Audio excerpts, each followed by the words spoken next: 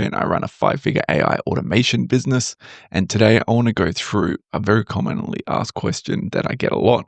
Where do I start in my business? What do I automate first? If you had to buy another business, what are you implementing first? So figured we'd tackle this issue today. Sounds like something you're interested in. Stay put and let's go through a couple of scenarios. So if I had to buy a business, here's what I'd automate. And we're going to use two examples in this, two real examples as well, because I've automated both and I've worked with both businesses and grew them up fairly substantially. But an important thing to note is sort of the payment brackets and also that the systems are completely different. What I do for a $100,000 per month company is not the same as a $1,000. And you might say, yeah, Corey, that's obvious. But if you do like a $1,000 to a $5,000, they're probably not the same as well. Niches change and also the types of business. So we're going to go through two today. We're going to do a local mobile car detailing, a solo operator, a solopreneur, as the young people call it. And we're also going to do a $20,000 per month business, which is a local marketing agency with staff. Now, the great thing I love on a detour is whenever you type marketing agencies, this is what they look like on Google, according to Google. And it's great. I just had to point it out there because it doesn't look anything like that. So let's start with the mobile business, the solopreneur. Now, usually when they're starting, the mobile car business is built on relationships, speed, and how well you can make the cars look good, right? There's no brands, no systems, and it's just pure hustle. So really, when we're looking at this, we're thinking we're getting a lot of bookings in where it's built on relationships, it's built on speed. When I'm doing the job, because I'm only myself, we need a way to work out how to manage these queries coming in.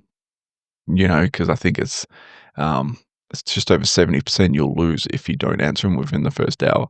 So when we're going to automate, we want to look at getting the breathing room first. It's also capped at the owner's time. So when we really think about it, there's a limited amount of work that this man can do here, because it's only a single person operation, right? So if we spend, this is a computer, beautiful, I know. If he spends 3 hours on a computer doing just admin stuff, 3 hours is probably 2 details. And 2 details, you're probably looking at about 1 to 2K worth, depending on the upsell. I mean, it could be less. It could just be, simple wash and wax. This is very simple stuff, so it could be about the 500 mark. But, if you're upselling as well, and we're doing the wax protection, I honestly don't detail cars, so I couldn't tell you the services. The gentleman I was working with was often, if he had 2 of these, it's usually because of upselling, was about this worth. So in this 3 hours, we're losing a lot of money. And that's what we mean by here getting the breathing room. The first system, in order to get this breathing room, and I think is the most vital, if you're a solopreneur, as young people say, you are doing everything yourself. Even if you're in the service business, even if you're in just a regular business, I go in a meeting, I'm unavailable for an hour. I go in 2, 3, 4 sales calls. Who's watching the phones? Who's manning? Just everything. And this is a very common issue, mainly in the service business, because service and trades, because they need to do everything themselves. So how do we solve it? Whenever a missed call is detected, we fire a text back automatically. This is the first automation. Automation 1. We need to do an auto message back. So we'll use a service such as this, would hook up our phone our mobile number. It will detect when a missed call is missed. We'll use make.com and we'll connect it to our calendar. So within here, we're going to put missed call. Here's my booking links, so we don't miss each other again. And then we'll put it about here. This will then go into a form. Most likely, I would use Typeform. It's just because the integration, and I personally like Typeform. And you'll probably hear me harping on about it a few times in here. And then from there, that automation will be, for example, would go from Typeform to GCal. So it's very simple, but incredibly powerful.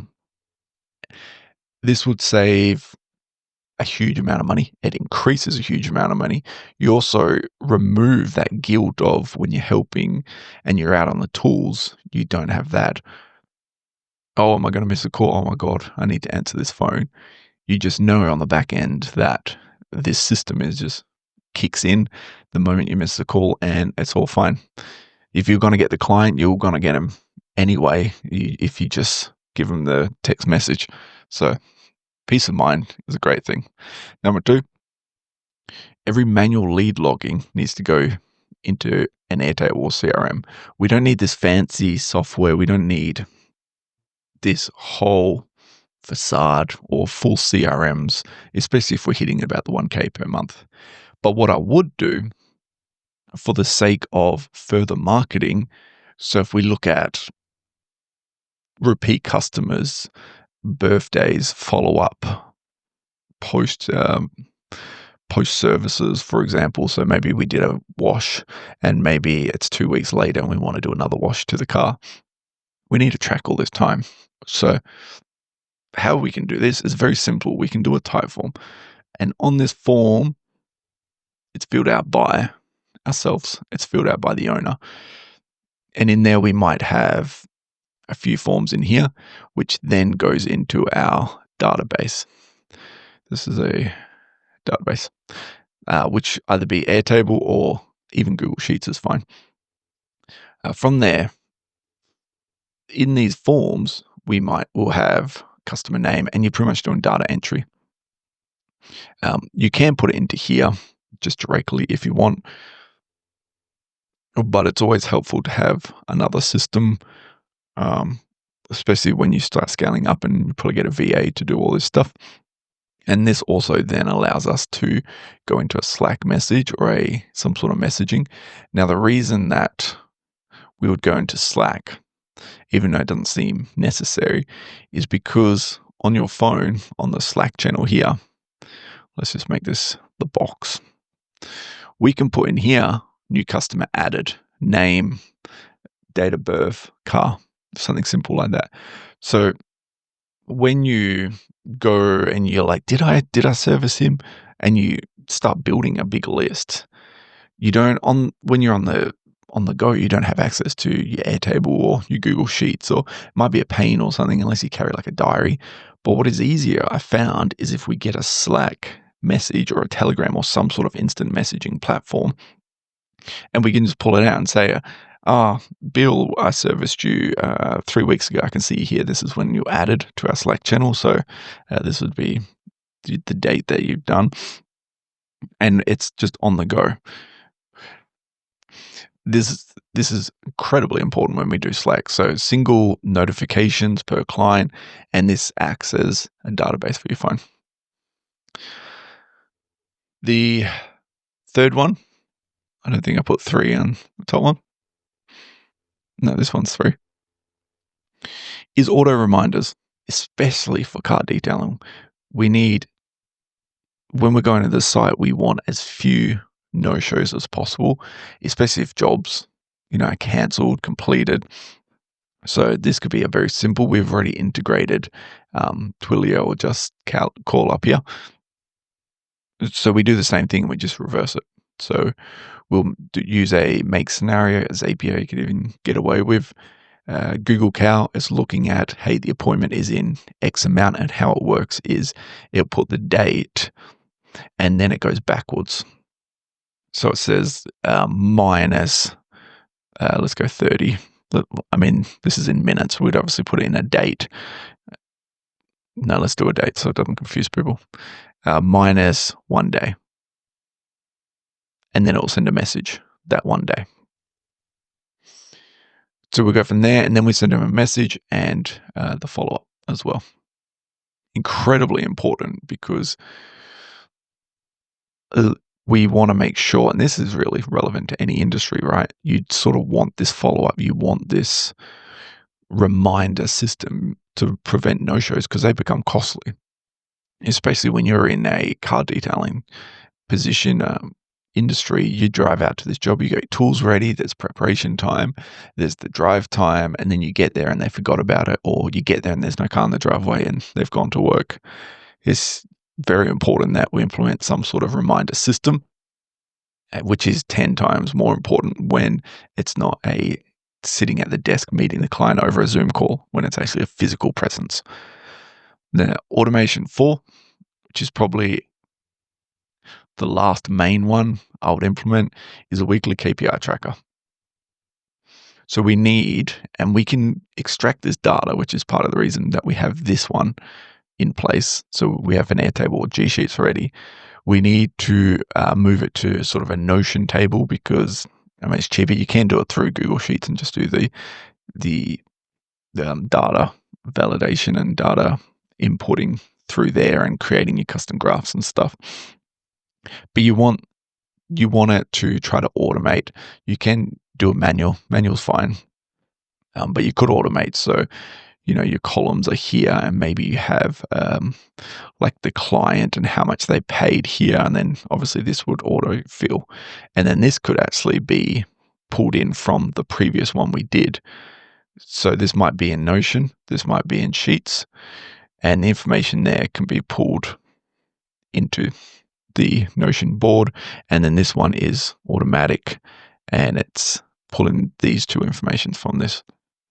But we need to track KPIs.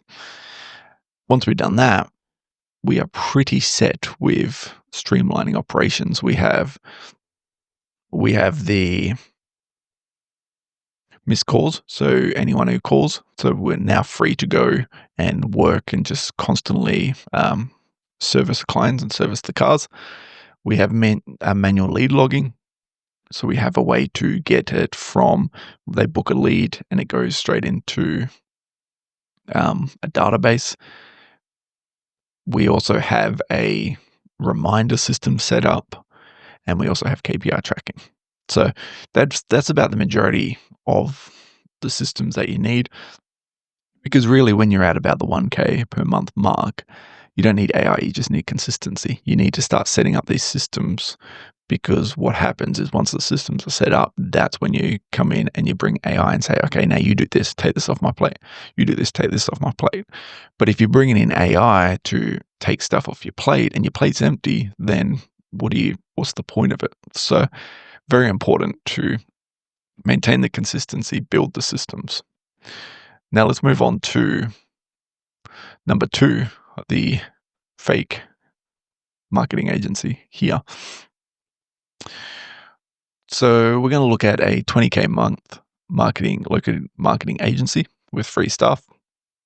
We come in, we purchase this business, revenue's looking good, we're at 20K a month, but there's leaks, there's bottlenecks, there's chaos, it's just a messy back end.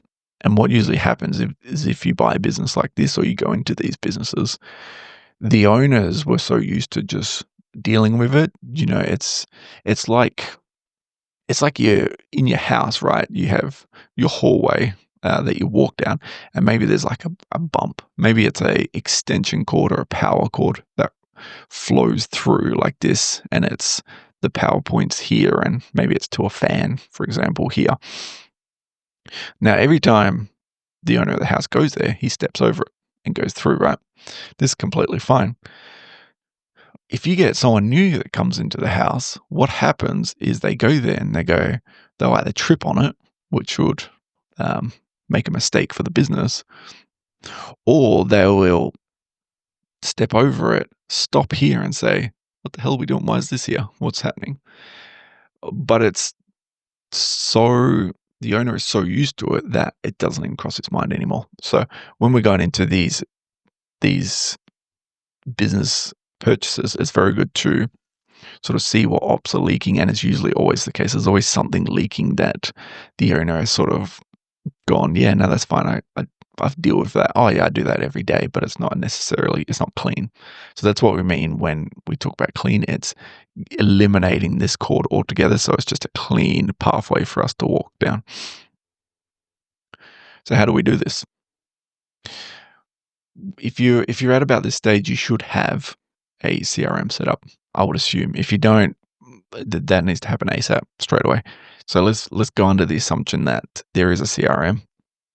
Within a marketing agency, 90% of all clients deal with have some sort of CRM. There's some sort of process, even if it's something simple like a ClickUp. It doesn't have to be a full-on complicated like a GHA or Go High Level, but there's usually something. So what we need to do is we need to fix the pipeline. We need to make it flow. So if you think of this as hurdles here, let's redraw this, and we have the cord that's going across. What this might be is this might be the finish line. And if we do a upside down funnel, like here, what we're finding is this may be the intersection here, which might be, this part of the funnel. So we need to clear and make sure this funnel, no, that's not the eraser, is completely clear. Behind the camera again. So how do we do this? How do we clean this, and how do we get rid of this extension cord essentially? Well, we need tags, and you would be amazed at the amount of clients I've gone in to look at their automation systems within their CRM, and there is no tags associated.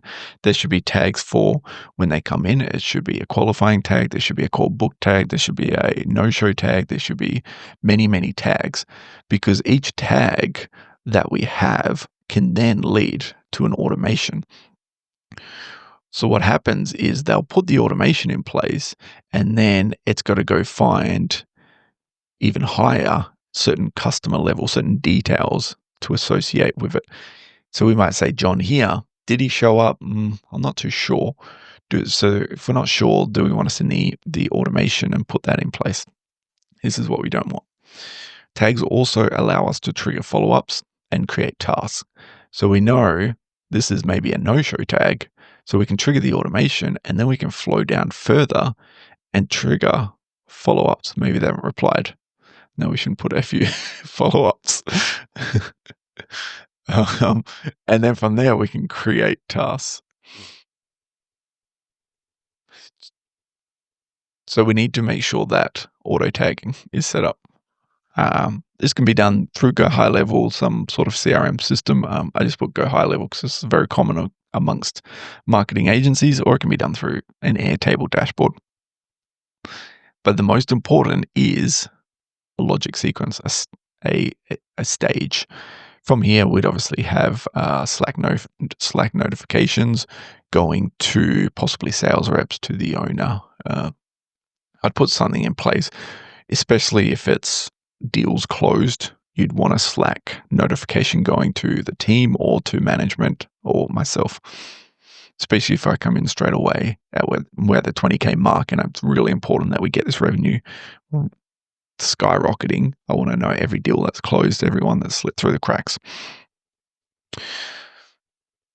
Automation number 2. I keep forgetting to put these things. We need to lead source attribution and ROI reporting. So we need to track exactly where these leads are coming from. And again, you'd be surprised how many people don't do this. We'll say, where's your leads come from? I don't know, just Facebook. Whereabouts on Facebook? Ads, I guess. Okay, so are we split testing? What's happening with the ads? Like what's the funnel looking like? What's the cost per click? What's the cost per acquisition? What are all these figures? And they can't answer it, and it's quite scary. So we need to track it. If they can't answer it, then guess what? It's not written down somewhere. We need an email report to the founder, as we spoke about before. Now, this will look like we'll use make.com and it'll just go from Sheets and go to the email. But what you're sort of missing in this flow, let's go Google Sheets. Oops. You'd want your FB statistics, right? Your Facebook ads. You would want your website, web. You would want just a plethora of all of these different ones going into the Google Sheets. It can also go into your Airtable if or your CRM as well, and we can pull it from the CRM. But usually, it's a lot easier to have a master sheet here and just include it, especially when you're doing automations. It just makes it a lot easier rather than pulling it from here. But the main point is just we're tracking it and it's going to myself, the owner, because I've purchased this business. So I can look at it and say, hey, Facebook ads are really shit. What are we doing? Why we got so much money pumping in this? Fix this. And we can go in and say, no, this issue, this needs to go right now. Automation number 3. Incredibly messy. We need pre-call sequence. Now, this is where the tagging system really came into play. We need to know, did they attend? What do they need after it? What team is it going to? Are we calling them back straight away? Is it a warm lead? Is it we did the sales call and they're not quite ready? Can they afford it? Was it just bad segmentation at the front end? So we need to know all of this sort of stuff and then set up reminders, prep materials, and log the notes after. Another big thing that I would also implement in here is every sales rep should be doing a call transcription in their sales calls. I personally use Fathom for Blacklight, and this is set up so the transcript is in there, and when it finishes, it uploads to the Fathom site, and we grab it by an API, and we get the transcription, and we put it through GPT, and then this will put it into Google Sheets, and it makes suggestions. It rates the call essentially. This is also what I'd add, and then add a weekly performance report to myself if I brought this business. This would sort of fall under this. On top of that, once we've got this part here, we can also add it to Go High Level or some sort of CRM. Automation number 4. A4 is a voice bot or a mistext call bot. Not super important if you're not targeting your local region, but I would sure hope, especially as a marketing agency. If we're a marketing agency, we want to target international, but we also want local. This will apply for every part of the world. Everyone wants to deal with local, right? So you'd still want a lead inbound funnel happening for your local clients, whether you're a marketing agency that deals with a certain niche. You still want them the ability to call you and go into the funnel, and then you give them a call straight away. I know, for example, if we have any clients that are in Australia for Blacklight, usually we operate by mobile numbers. So if they work phone and we just call them and say, hey, this is Corey, are you free to chat now? So there's still that factor. So as a marketing agency on here, we'll have international clients where everything is done by Zoom. And then we'd have domestic. In this domestic funnel, we would include this sort of stuff. In the international, not so important, and it's more of like this stuff here with the sequences. Now to do this, we obviously want, drop my pen, we obviously want missed call bots and voice bots. People will be calling because, if we're a marketing agency, I really hope our SEO is on point and we're appearing in, Google Business and all that stuff. So we want to set up these. I'm not going to hand these into it before because we spoke about it with the car detailing business. But we'd set up a chat bot on the website, a BAPI bot. So when a form submits, in the form, it will say location here. And if location equals Australia, so in make scenario, would have a filter. That's meant to be a filter.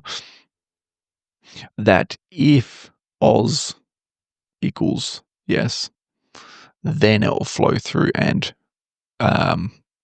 give it a call, pretty much. Automation number 5. Internal systems and SOP alerts. So we need to sort out onboarding flows, no matter what it is, especially if this is a marketing agency. We have to get credentials. We have to, get the assets from the clients. There's a lot of things we need to get. We need to also onboard them.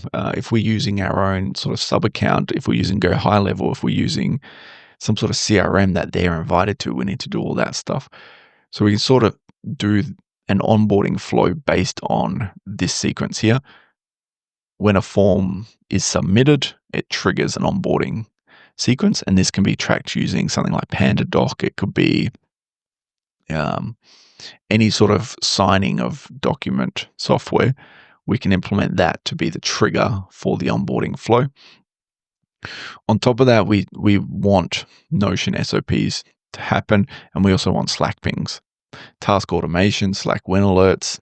This goes back to, yes, we want a client, but we want this whole internal systems and SOP. So if a new authentication method comes out, we'd want a form, probably a type form here, which then updates when it's triggered. This will be a certain internal form. So the onboarding will have 2 forms. This will be like internal, so staff forms, and this will be external, so clients type form. This may be updating. This will go to Notion, and then this will go to CRM, essentially, is what I'm trying to say. So a new system might have come out, a new onboarding, a new authentication method that's come out. Rather than go through and do everything like that and sort of try just manually inputting it, you can record a Loom video, for example, and in the type form, we can just put in the transcript for it all, just copy and paste, and then that can do an automatic flow into and use ChatGPT to help structure it correctly. But this can go straight into the Notion where we have our SOP set up.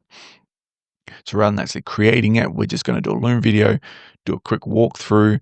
GPT will translate it here, and then it will place it as a new SOP in there. And I think that would cover what I'd need immediately for the marketing business. So we have pipeline workflows. So obviously systems are one of the most important at this stage. We want to just make sure that we're tagging everyone correctly, they're flowing down the pipeline perfectly. And we also need to know where they're coming from for lead source. We have pre and post call sequences because we're at this stage, we're looking at customer care. We're trying to retain all these clients as well. We'd also implement voice bots and missed calls at 20K. We're probably a little busy. It also eliminates the need for a sort of receptionist role. And then we also got a way to change our own internal systems for SOPs and external type forms. So without systems at this stage for this type of business, the success becomes the bottleneck. So we need to ensure that the systems are in place. When you hit about the 10 to 20K mark, regardless of what business is, there should be some sort of systems. You should have at least 1 or 2 automations happening. It will streamline the business so much. And then obviously as we go up, we want to add more and more to it. Which begs the question, why automate early? You know how I like my statistics. 78% of leads go cold if not contacted within 1 hour. This is why we put so much importance on the VapiBot calling at the beginning or the SMS follow-up immediately. We need to hit it ideally within 5 minutes, but at least within an hour. Otherwise, they're walking essentially. So 78% needs to be contacted. All of these need to be contacted within the hour. 42% of small businesses admit they don't follow up at all. Now, when you pair those two together, there's a lot of money lost. 42%. If you just really picture that, and you walk down your street, maybe you go to a shopping center, right? And we have business 1 and business 2. I'm just going to make them as houses.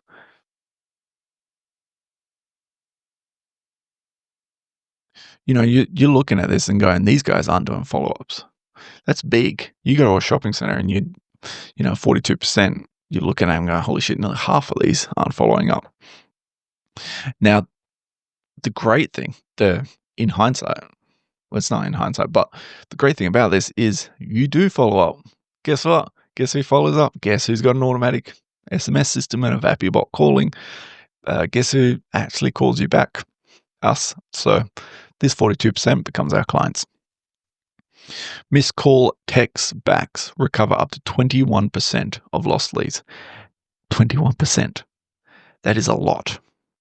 All because of text backs. Text backs is such a hard word to say. 97% of people read every single text that comes in their phone. And admittedly, I'm a little bit of the 3%. But they will read it. And that's what contributes to this number here. Founders with dashboards are 2 times more likely to grow revenue, 25% year on year. And if you really think about it, if you're not tracking your revenue, how do you know how you're going? How do you know where the revenue is coming? And I see it's not so much past the 10, 20K mark, but it's below the 10K mark. I go in and I go to automate these businesses, but when I go in to do a strategy call, I say, okay, where's the bottlenecks? And they go, I don't know, this takes quite a lot of time. And it's incredible that there's no dashboard, there's no just tracking system. Okay, so if your bottleneck is just taking too much time, what is it? Is it our leads? Is it our ads? Is it our operations? Is it our staffing? Is it your payroll? Like, what part of it?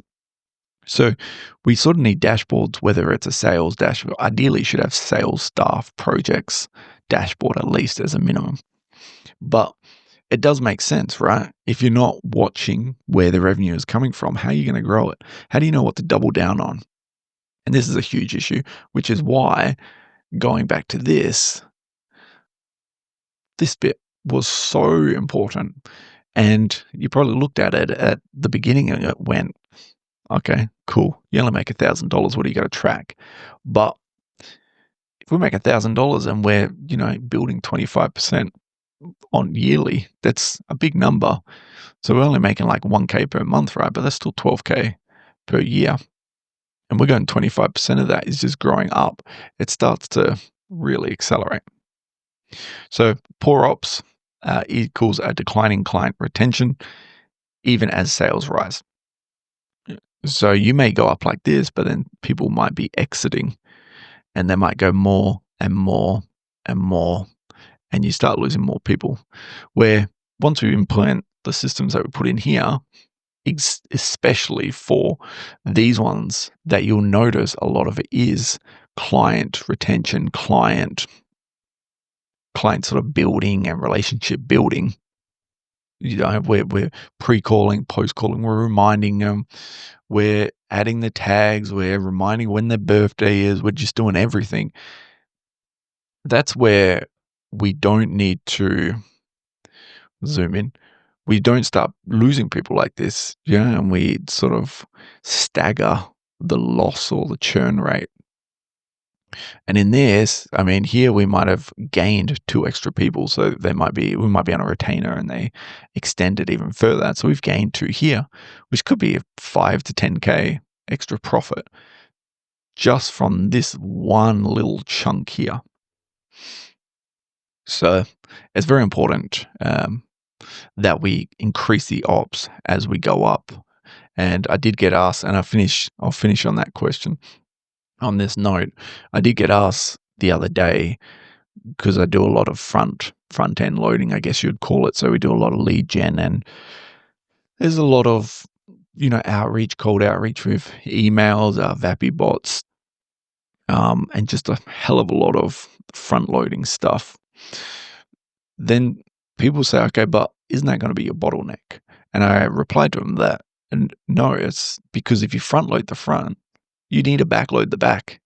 This is like if you have a car and you put all your groceries, maybe not groceries, that's a bad example, put all your bricks, you fill out the front half of the car with bricks, it's going to be shit, right? It's going to start tipping.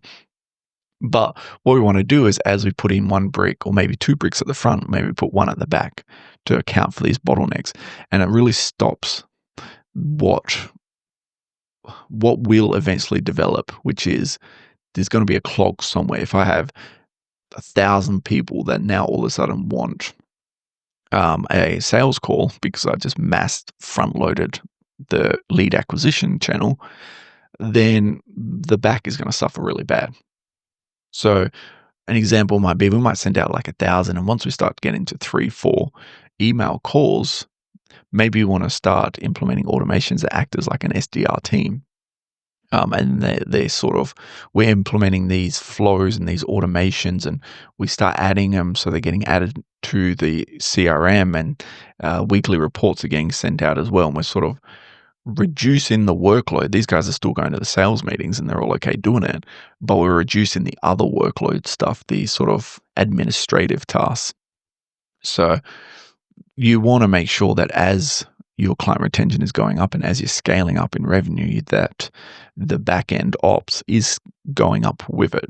All right. So there'll be an association. And as you go up, you hit the 100, 200K mark. This might be rather than a 2-to-1 relationship. So 2 front end systems, 1 back end. It might go to a 1-to-1 just to maintain with the growth, because you may grow 1% at 100,000. That's a big growth. So we need to make sure that the ops are staying in. Now, no matter what your revenue is, automation isn't a luxury. It's survival at 1K, it's scaling at 20. As we said, around the 10K, you want to at least have a few automations in place. So the question you need to ask yourself is, what is your bottleneck right now? You've seen some examples, you've seen how this works, how I would go in and what I'd implement based on purely financial. Obviously, there'd be other factors such as, staffing and the systems in place and stuff, but just in terms of bare bones automation from my experience, that's exactly what I do. So hope that gave you some clarity, gave you some thinking time. If you want to see more of this stuff and buying businesses and what you'd implement, put it down in the comments and we can answer them and put them in another topic. Otherwise, if you have any questions, give me a comment below, like and subscribe, and I will see you all tomorrow.